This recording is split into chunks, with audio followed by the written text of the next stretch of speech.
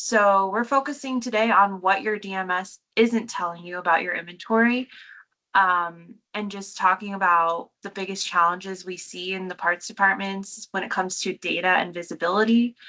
There's a lot to cover. We're hoping not to take up the whole hour. And yeah, we're just going to focus on showing you guys what we show our parts managers.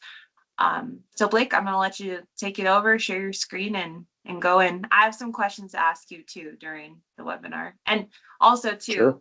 let me cover this. I always forget. If anyone has questions throughout, I think I made it so you guys can go off mute if you want to raise your hand, ask questions, or you can send it through the chat. So, take it away. Excellent. Thanks, Kaylee. Yeah, and to start off, if you guys would in the chat, what your DMS is.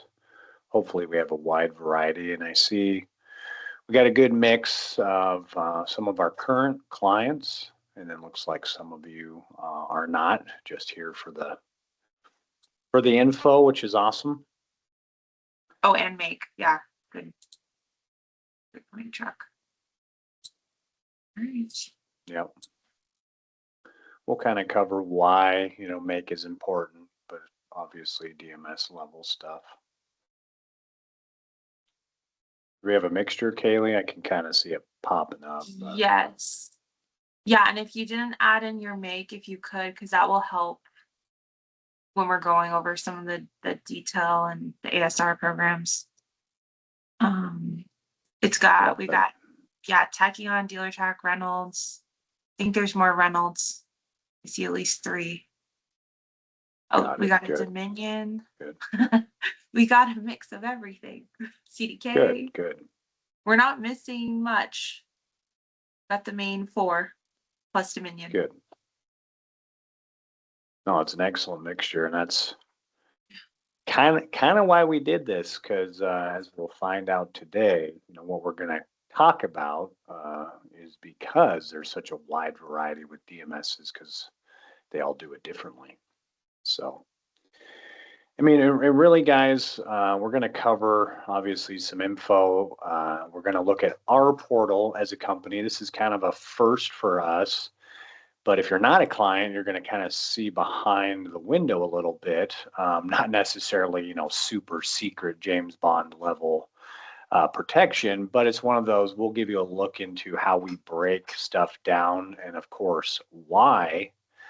And really the reason for this webinar is exactly the title, what is your DMS leaving out? And it somewhat integrates with us to where this may feel a little sales pitchy, but we're not doing that. But as Kaylee and I set all this up, it's really hard to leave that out, because what we do and why is somewhat integral to the whole point of, okay, this is the gaps that the DMSs produce, and in a nutshell, it's a large part of why we as a company exist, is because the quote, shortcomings of a DMS.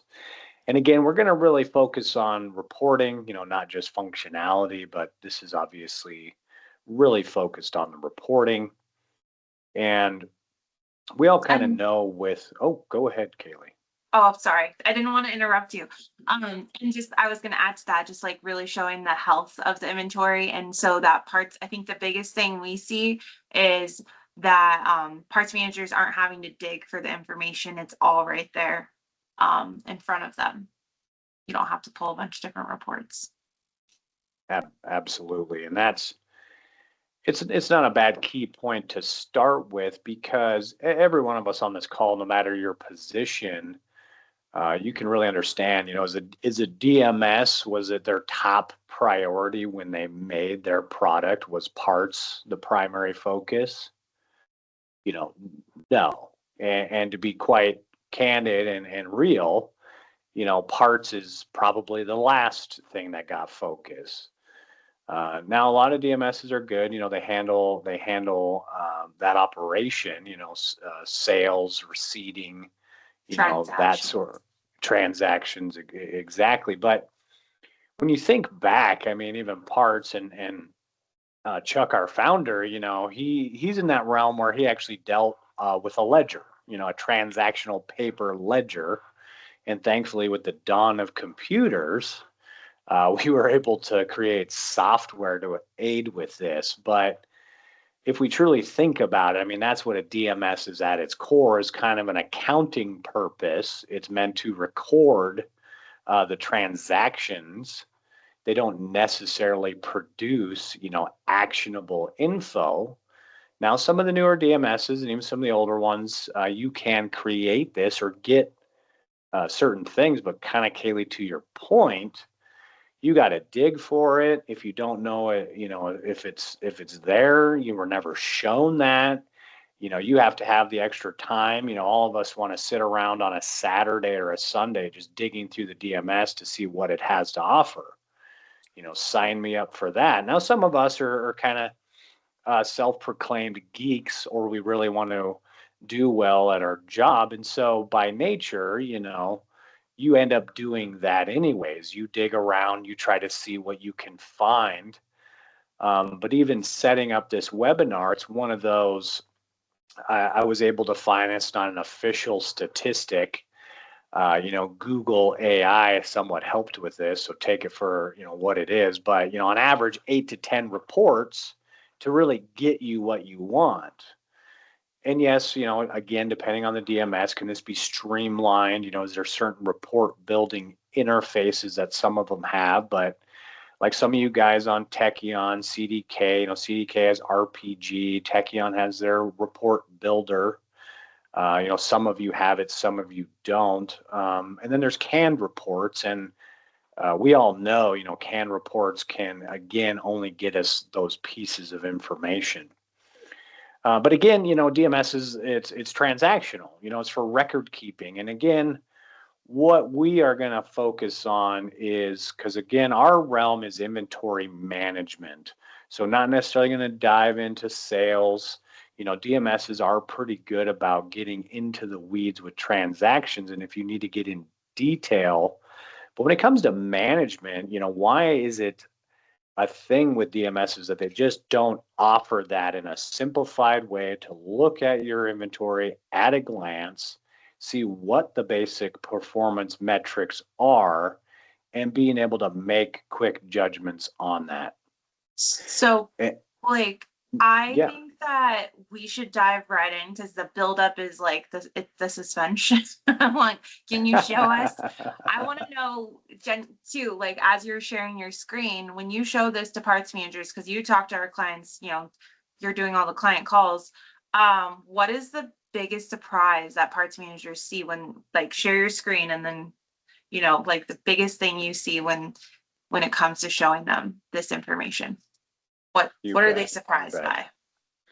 Oh, good point. Let's do that, Kaylee. So one of our clients graciously said we could show their numbers to the world. So we're using a legitimate store group. Some of you may recognize them, but they were okay with us showing it to the world. And again, this is our proprietary portal. If you are a PartsEdge client, this is probably very familiar to you.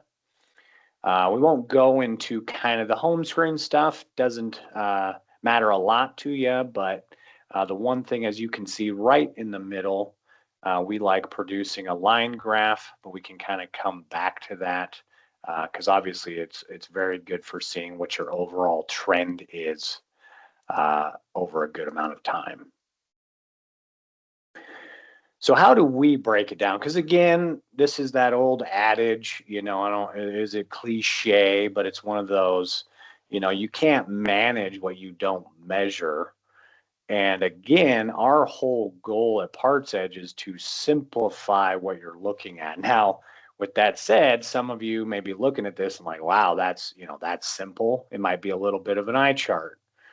But I want you to focus really on the left-hand side. We put current month in the gray, and that way then obviously you can look back to the right and see what your trend is.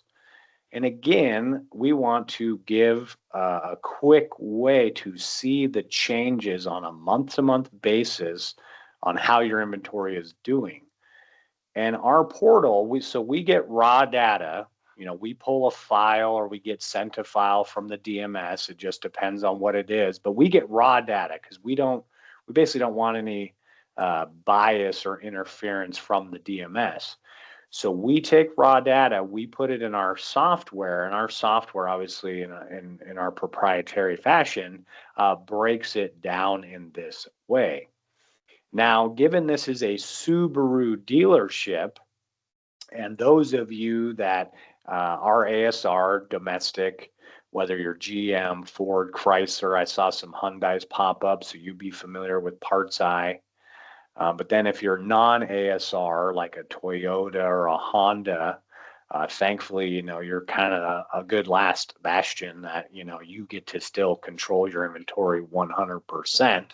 But again, in this case, it's PartsEdge controlled. So to dive in, and given now this dealer, pretty monumental, 96% of his inventory is protected and controlled by PartsEdge.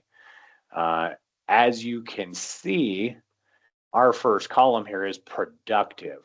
Now, this is again a gap we in any DMS again, we can't find that right off the bat. Is what is my inventory that's selling? What's the good stuff I have on the shelf that meets phase-in criteria?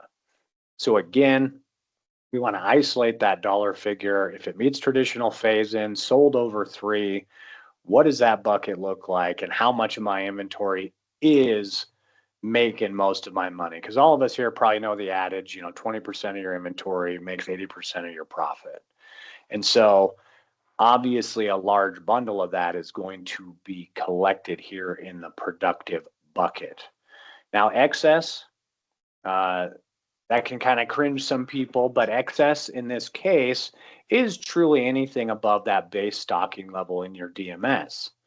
And they all kind of do their algorithms fairly similar. Those of you out there on Tekion, and again, we're not here to beat anybody up, but we have realized they don't put that back in the part file itself. Yes, we get sales data, but in their algorithms, they don't necessarily put that back at the part level. But again, for this case, don't necessarily think excess is this big negative. It's pretty close proxy to productive inventory because it's one of those, it's good selling inventory, but again, it's above that base stocking level in the DMS.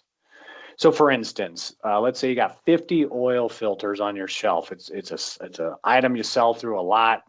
It's a pretty good part number. Some of you, that may be a low number. You may be in the couple hundreds in terms of that. But again, like let's say you got 50 of them on the shelf, 25 of them are productive and it's what the system wants to stock. So those 25 that are above that, we want to measure that. We want to know why we have that excess stock. Again, it may be very reasonable. It's organic for you running your department, but we want to monitor that clearly for this reason.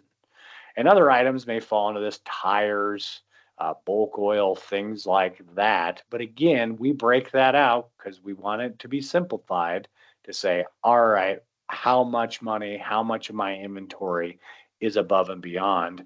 And like in this case, we can quickly see if it jumps up or down. And this is stuff we monitor. We can obviously flag that and bring it to your attention.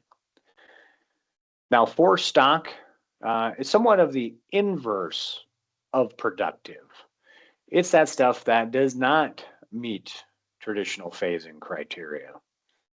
And this is where we get a little nuance, because if you're an ASR controlled inventory, GM, Chrysler, again, even somewhat this PartsEdge, but I'll make the blanket statement that the manufacturers, they all rather vary a lot on how much they force low selling items on you in terms of protected inventory.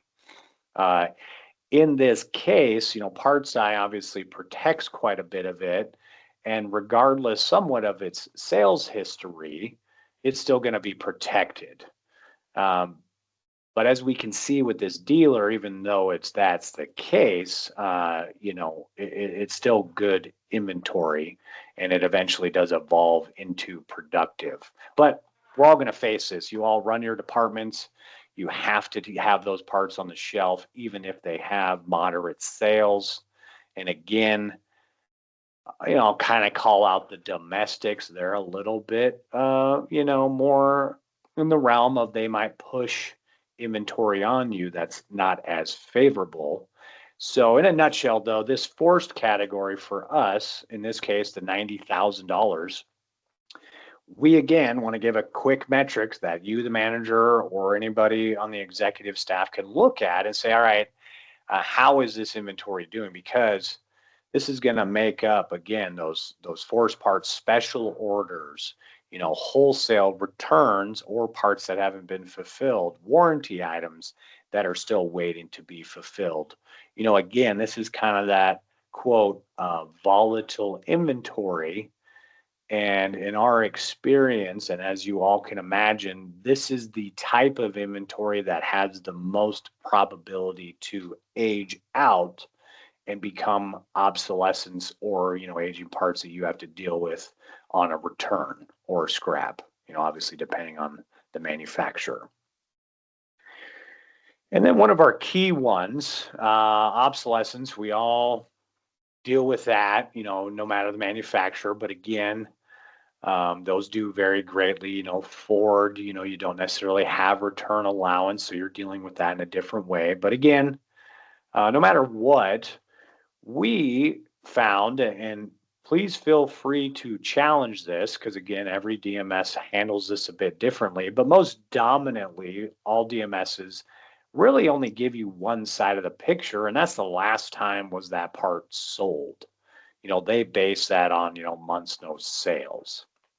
And again, that's not shocking because most DMSs, it's recording, transaction based information. It's not necessarily focused on inventory management. So it kind of gives you, again, that one sided picture. But as you could see, we named it 1313 OBS. And the reason for that is we combine the sales data, so months no sale, and the last time you guys wrote a check for it. When's the last time you brought it into inventory? And again, we combine those, we mesh those together. So the part has to truly meet both of those criteria. And unless it's what we call being true obsolescence. And that's why we, again, some DMSs you can kind of cobble this together, but that's why we want to, again, give you a very simplified thing to look at. And as you can see on the screen, quickly look, say, what am I at today? You know that it's true obsolescence. It meets both fields, and you can trust in that. And we'll scroll down a little bit, inventory aging. Again, most DMSs can kind of cobble this together, but as we find, and as many of you have probably found, you can't see it all in one good snapshot. So that's why our dashboard incorporates those blocks of aging 0 to 3, 4 to 6, 7 to 12, and again, 13 plus. 0 to 3, great breakdown. Those are the parts coming in and out. That's the good selling inventory. That really shows here with this Subaru dealer. A lot of his inventory is housed in that short realm because, again, that's the stuff you're turning and burning, you're getting it out, you're selling it. And of course, it's not going to age out. But then again, we want to see what the trends are, based on the decisions from that management perspective, what I'm ordering in versus what I'm selling. How does that evolve over time? And again, we can see here, he obviously does pretty well. And given, again, this is parts I controlled, it's protected and very little of it is not returnable. Subaru is obviously pretty good. Again, I saw a Hyundai dealer, your parts I controlled, but there's some of that like campaign items that you natively get stuck with. But as we can see, Another key category, again, 7 to 12. We all know that that is that volatile range for all of us, no matter the make or the DMS. It's one of those, if you're on your non-ASR controlled side, or again, if you're a non-ASR dealer like Honda or Toyota, once a part hits that realm, it's got a pretty darn low chance of selling. So it's stuff you got to deal with and be prepared to deal with.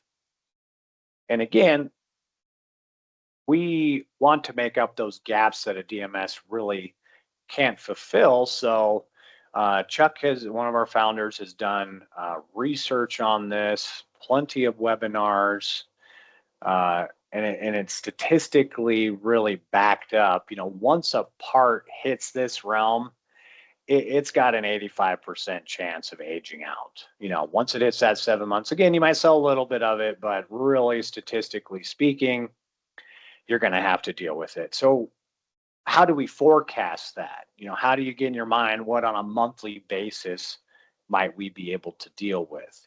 And so you can all see this is another industry term, but technical obsolescence, it is technically obsolete once it hits that realm. So what we do is we take that figure, in this case, the 54,393.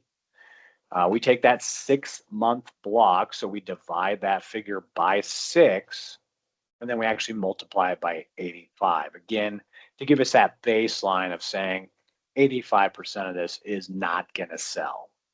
So again, how can I forecast on a monthly basis? And in his case, again, this is PartsEdge controlled, but for the sake of this example, about 7,700, we can see his historical trend kind of hangs in this realm. Let's just say $8,000, but on average, about $8,000 rolls over and it is getting sent back on a return. But if it was not controlled, obviously that's a good key figure for you to jump in here, glance at, say, okay, what's my return allowance this month? Am I going to be able to handle it, or do I need to act accordingly and plan for, a little bit extra money to handle what's being rolled over and coming at me? Kaylee, I'll kind of come up for air. Is there anything, again, you want pointed out? Because you asked in the beginning, what's the blind spot managers usually, point out when they see this for the first time. And it's kind of that, we never get to see the real numbers. All of us here, we get to see what your total inventory value is. You get to know what your core breakdown is, stuff like that. But seeing it segmented out, that is usually the biggest reaction we get, is because, it is not broke down like this. It's not broke down into this quick level of digestible detail. And wouldn't you say that the biggest thing is the section we're about to cover is the non-controlled inventory? I just don't, I think the reaction I get a lot is that that isn't very clear in the DMS. You have to really dig to do, and it's not even really possible. Yes, and that is a great point. So any of you, no matter the make, no matter the DMS, being able to separate your controlled inventory versus not, can you effectively do that?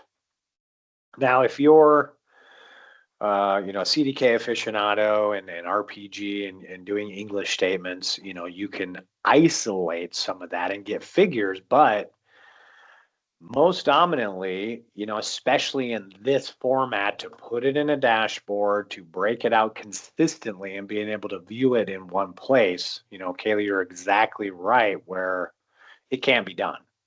And this And is the from most important part of the inventory because it's not controlled. correct. So, I mean, and you're absolutely right. I mean, not to say we're not worried about your controlled inventory, but again, in your day-to-day operations, it's protected.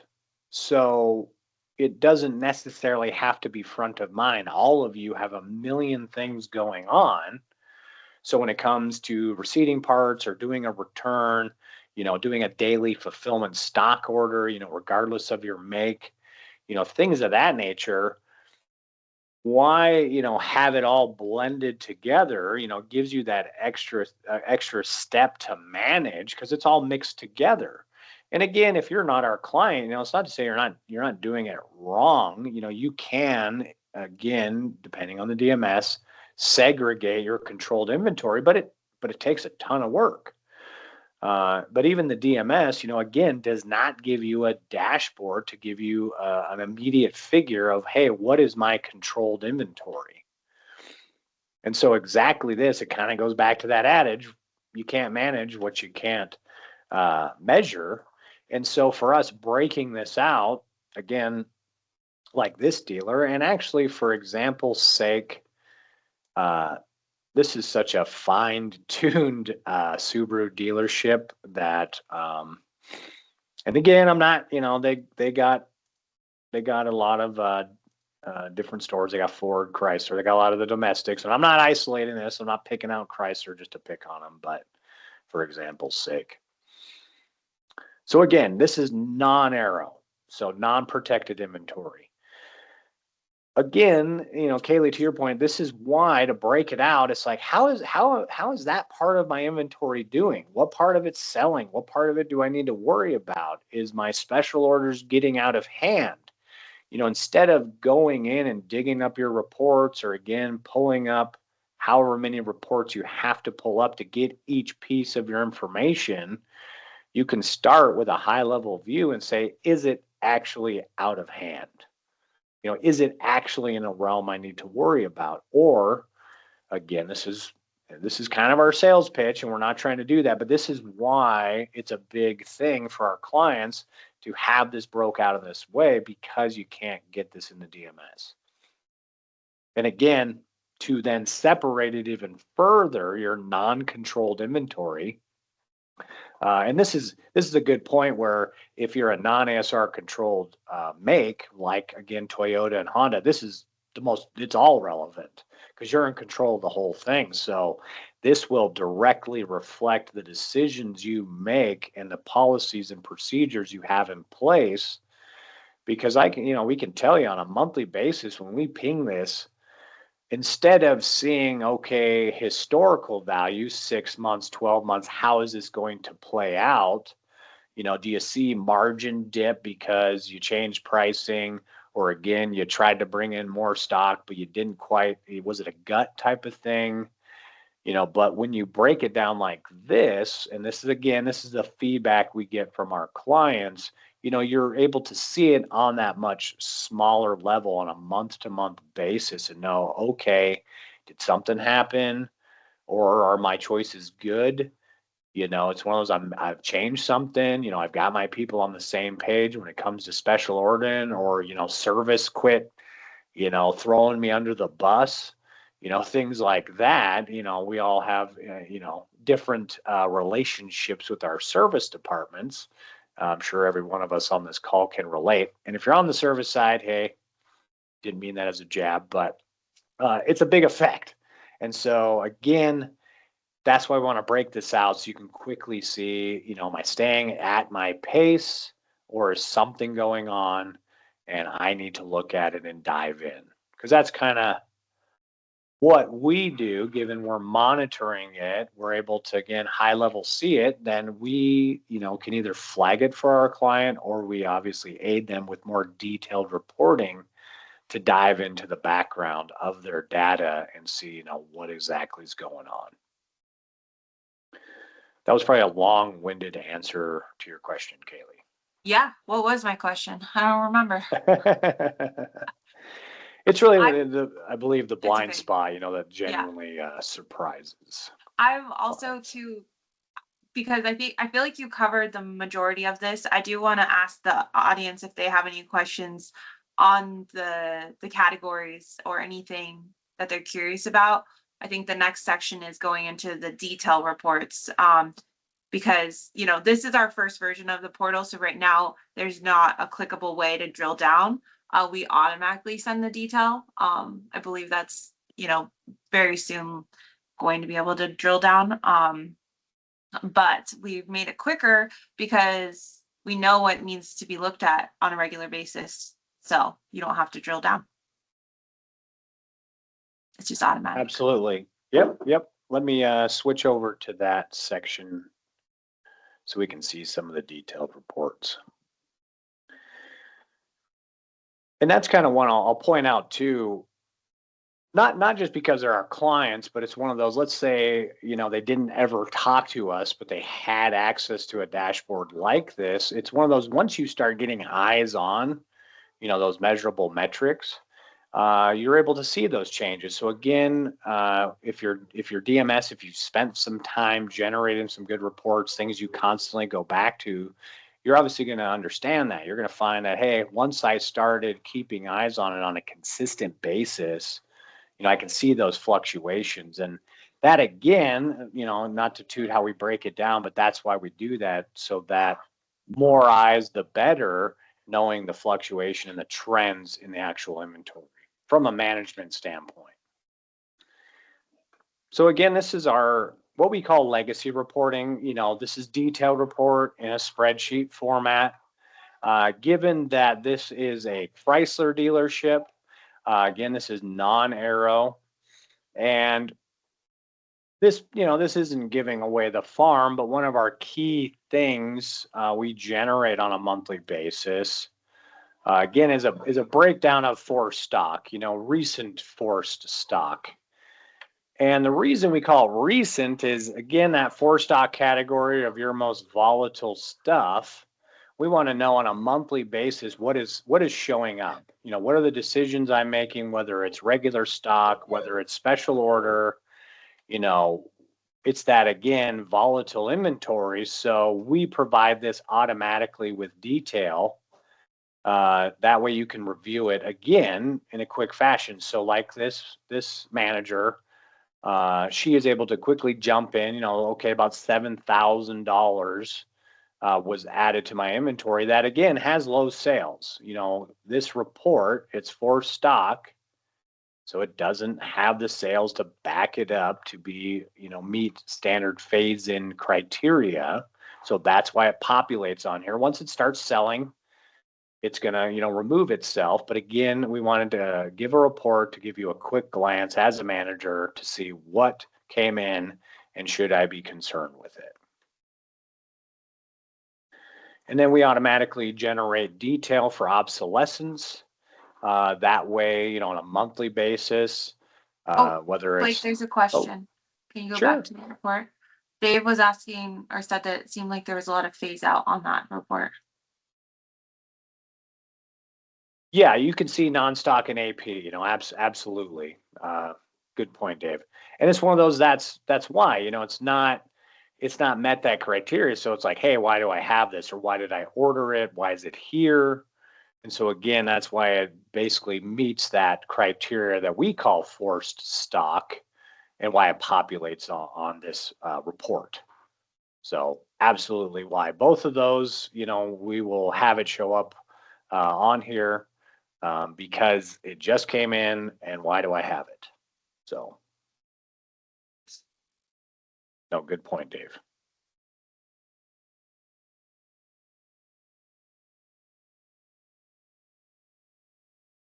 And our clients know this part. It's somewhat unique. If you want a more customized report on a monthly basis, we got some good flexibility with that. But again, the reporting aspect, because everything you see again in our portal is that raw data. Like I said in the beginning, we're getting a raw inventory pad. So we're getting it, it's not been filtered through the DMS. So we're seeing everything. So each of these categories, our clients can have us dig into that. If you got a particular question or if something looks off, that's how we're able to dig in on the back end. And like you said, Kaylee, definitely this year, but we're hoping in the next few quarters, we're going to be able to drill down and have that more in a live quote format, where instead of having to ask us for detail, you'll be able to click right into it and see what that level of detail is. So But again, in a nutshell, to really summarize, guys, again, no matter your DMS, it's one of those, we all know the importance of reporting, but to know that from a management standpoint, not necessarily a transactional sales aspect from the DMS, most DMSs don't do too bad with being able to pull detailed reporting on the sales transactions. And that's why, again, we exist because the back end, the management aspect of it, that's why we created this portal, because we want to see what those changes in those metrics are on a monthly basis and be able to, respond. And again, be able to anticipate instead of being totally reactive, being able to know what my trends are. That's where our clients, we really try to help them, become more proactive by looking at data and knowing what to expect. So I'll kind of again open it up from there, Kaylee. I don't know if we got any more questions or you got questions, or if there's I anything you think I think we missed that. covered it. The only other thing, I guess there's some Ford stores. Was there any GM stores? Just like that detailed return list that we send. I think even Ford, right? It's like there's a detail returnable parts, like what the CSO 11 for GM. Yep, I feel like good I hear a good lot of point. feedback on that when I show it. Like that's really hard to create for some reason. It kind of is. I mean, most of you know how your return generator will work. Having to pull criteria based on the part itself. And again, each DMS is different. But yeah, let's say GM. All GM dealers, you're familiar with your CSO 11 or your MR 11. And those of you that aren't GM dealers, this is a GM program that, as long as the part isn't over 12 months old and it's non-REM or non-protected, the dealer can send it back and they take a hit. They take a 25%, restocking fee. But as Kaylee pointed out, that's something we automatically generate, saying, hey, these are parts that are getting close. And we usually control it by a dollar value, put a minimum dollar value. That way you're not getting this giant report of nuts and bolts and all that stuff. And if you're able to generate this on your own, great, if it's helpful. But again, that is something our clients really appreciate, because we either can generate it at will, or again, we automatically generate it twice a month. That way they can really stay up on that return, making sure parts don't age out and they get stuck with it. Because again, might as well take the hit up front. That way you don't have to chew up all your return allowance. You can take that marginal hit, send it back. That way you don't have to worry about it. So for a GM dealer or a manager in that department, a big advantage to be able to send that back. And then Ford, a bit different. They're kind of on the other end. You only have 60 days. In reality, is it a 45-day window, to where if you ordered a part, you got that minimum window, and it's, again, you only get a certain allotment. It's a percentage basis, but we automatically generate parts that'll fit that criteria. So we automatically send that to our Ford dealer, whatever timeline they want, beginning of the month, right at the end of the month, whatever they see fit. But again, those are things we can quickly isolate with our software. You don't have to spend time chewing through the DMS. Now, is it possible? Yes, but again, it comes back to time. How convoluted is it inside that particular DMS? How much can you weed down into that specific part in order to know, okay, it's non-protected, it meets this criteria, I want to send it back. And so that is one we automatically generate, and our clients love that sort of thing. So.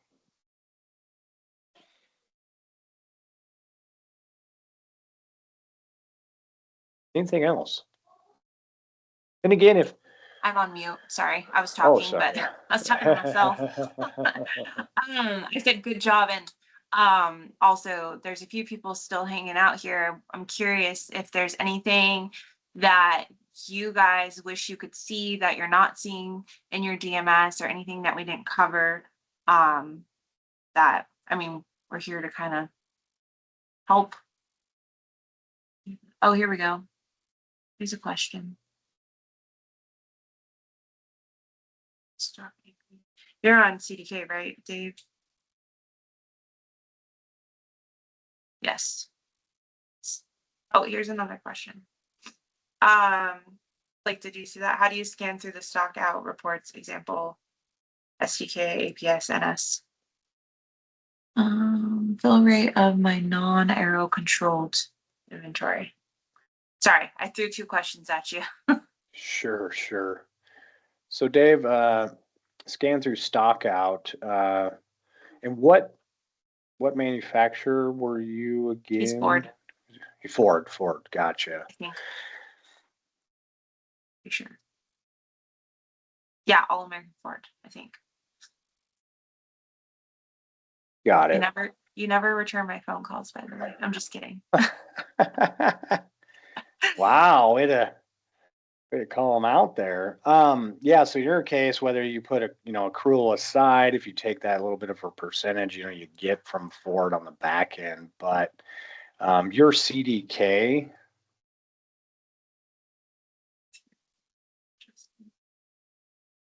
And Daniel, we'll get to your question too.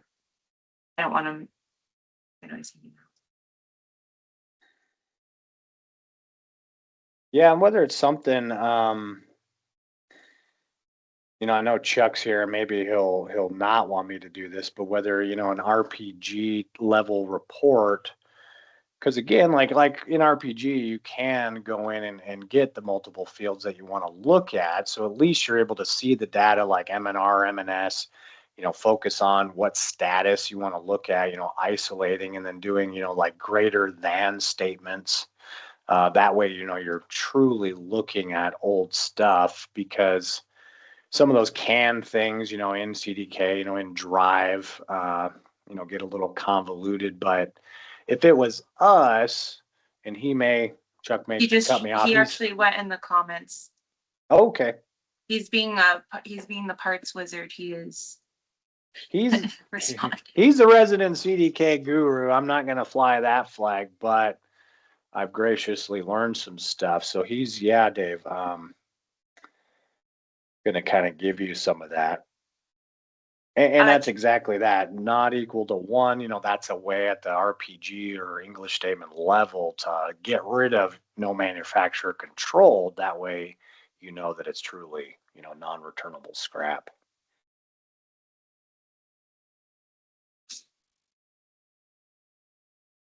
I think So, he's still typing. And what? do we want to cover Daniel's question? Yeah. He's getting there. Did you see it? It says fill rate of my non-arrow controlled inventory on Tekion. Oh, So Daniel, oh, Chuck responded in the chat. oh, yeah. Okay, there's another question. So does this reporting point out the part numbers that are affecting the obsolescence? I would, yeah. Yeah. Because that's the detail, correct? Correct. Yeah, Daniel, that's that's not Daniel, that's Luciano. Luciano, yep. Got it. Yeah, I mean, that's where if you're with us, but again, you got to dive into the detail of what's affecting obsolescence, what parts are rolling over, what's creating that. It's in the report detail, correct? The OBS non-controlled inventory. Because you can see the part numbers that are affecting obsolescence. Yeah, that's one of the canned reports, guys. Yep. Yep. It was this one. And yeah, Daniel, within Tekion too, kind of like Chuck said, if you have, non-arrow isolated, you can do it at the source level. I've attempted, we only have a handful of dealers that are already on report generator, and able to do the report builder.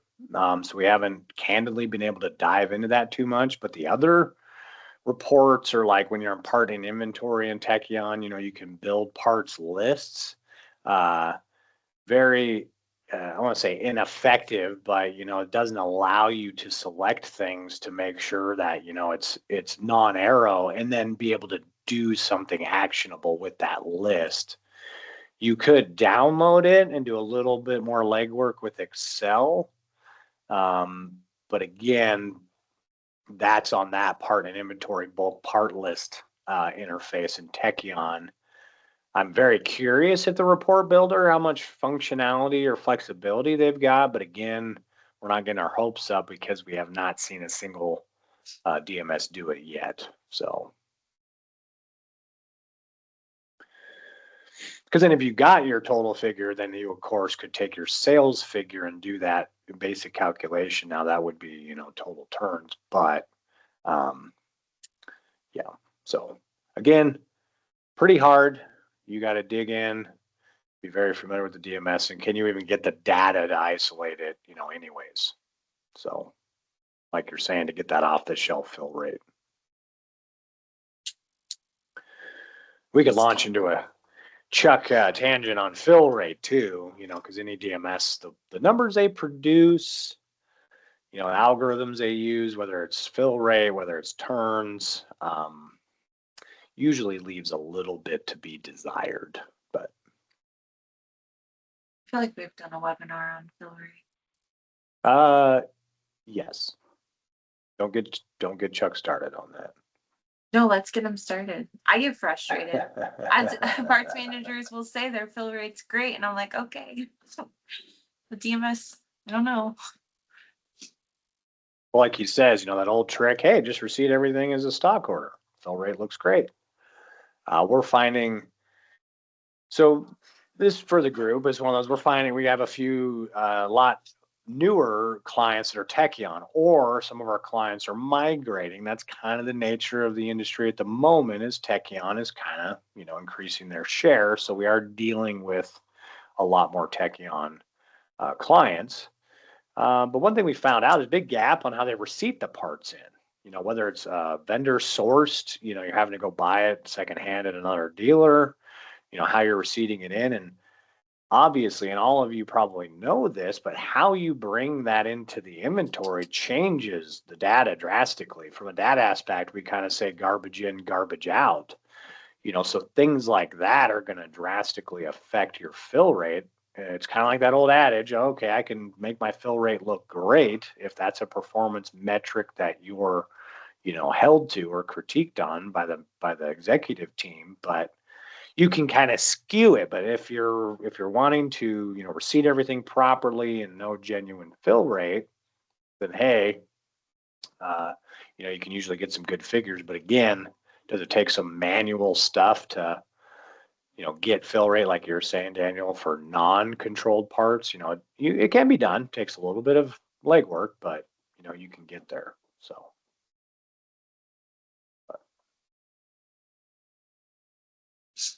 Looks like Dave and Chuck need to talk. They've been chatting the whole time. Did you have any other Yeah, questions? leave me Blake? alone. No, I'm like, thank you, Chuck. This is great. We will not leave you alone, Chuck.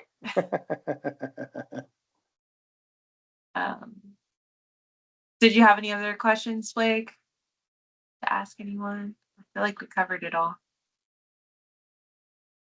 You know, no, and even one, you know, we were on a meeting with a client before this, and he's dealer track, and this is not throwing shade, but he's like, I can go 3 different places and get 3 different figures. So it's kind of to bring it home. I mean, you know, be cognizant. You know, again, you got to spend some time, but like dealer track, kind of notorious, but again, all DMSs is, if you're going to do that, at least get a baseline. Go to the same source each time. That way you can kind of get a good trend going of, you know, the same figure. Where do I get it from? You know, it's not a different value each time you go hunting for it. But if you develop a system, at least you're getting a baseline for how your inventory is being managed. So, but I'll kind of leave it at that. Yeah. We'll hang out because it looks like there's a couple more chatting, but if anyone else wants to leave, I think we're pretty much wrapped up. Yeah, Chuck's.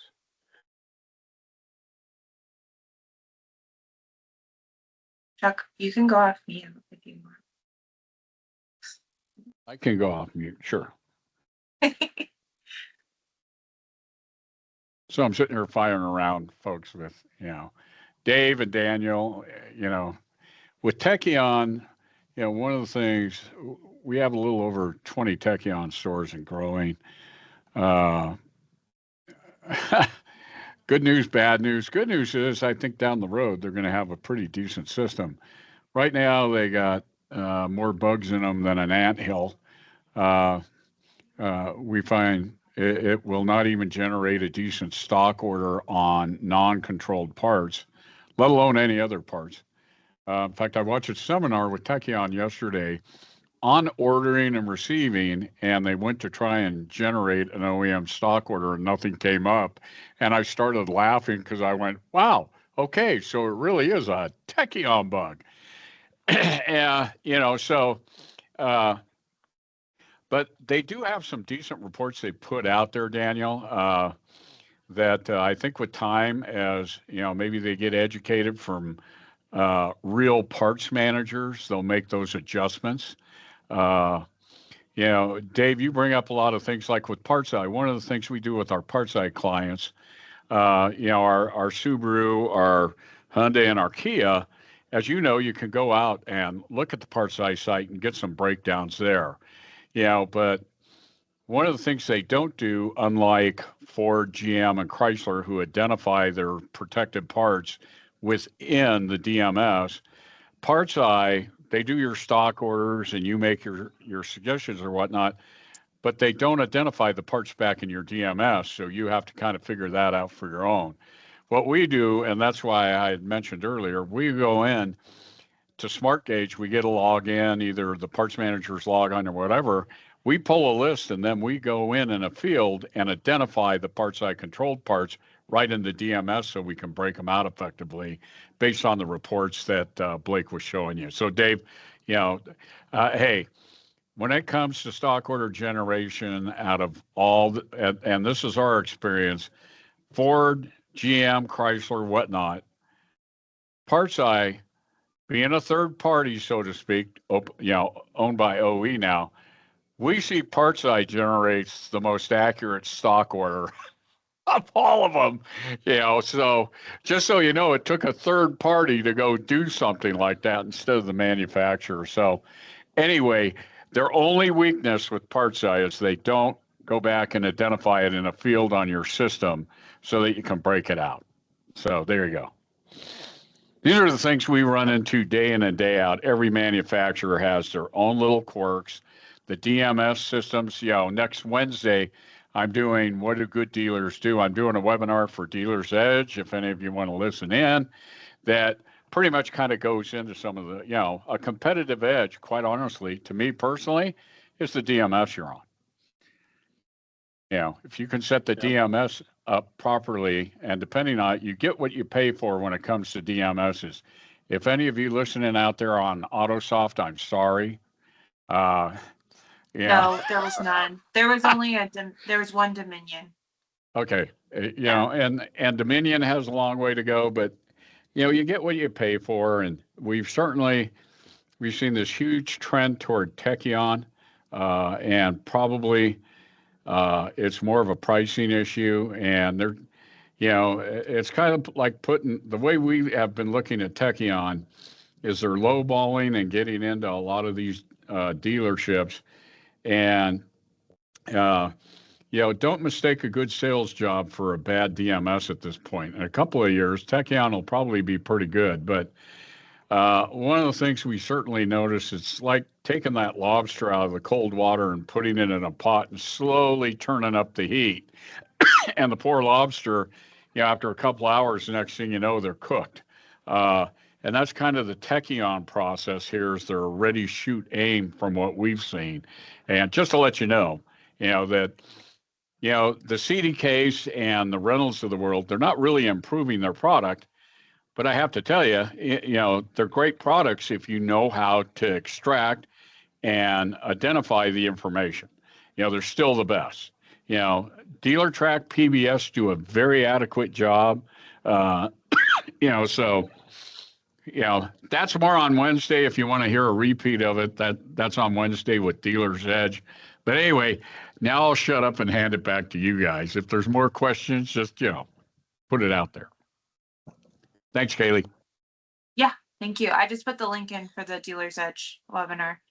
And I think that's it. Got it all. Yep. Thank Love everyone. Dave Marino. Dave, you couldn't have said it any better right there. Tripping over the dollars to pick up the pennies. Oh, I missed that. That's great. I love it. Bingo. All right. Thank you, everyone. No, thanks everyone for joining. We appreciate your time. Any more questions? I'm sure Kaylee, they could send some stuff to you, and Daniel, I'll definitely send you an email. I'm very curious about that. But again, appreciate your time and thanks for joining. Thank you.